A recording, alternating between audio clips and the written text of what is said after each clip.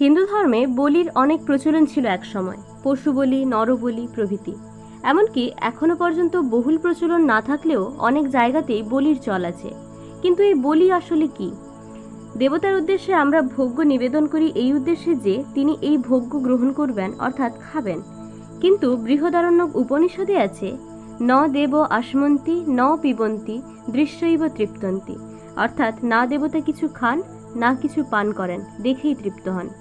যদ অন্নম পুরুষ ভবতি তদ অন্নম তস্য দেবতা, যা মানুষ খেতে ভালোবাসে তাই সে দেবতার জন্য উৎসর্গ করে। আসলে 64 প্রকাণ্ড ভোগ নিবেদন করা হয় দেবতার উদ্দেশ্যে, যা গোব্য, দুগ্ধ, ঘৃত, মধু ইত্যাদি প্রকরণ দিয়ে তৈরি। তবে বলি প্রথা কেন? আমাদের হিন্দু ধর্মের মূল ভিত্তি বেদে যে বলির কথা আছে তা হলো ষড়রিপুর বলি। কাম, ক্রোধ, লোভ, মোহ, মদ, মাশ্চর্য, এই 6টি রিপুর বলির মাধ্যমে আত্মার শুদ্ধিকরণ সম্ভব।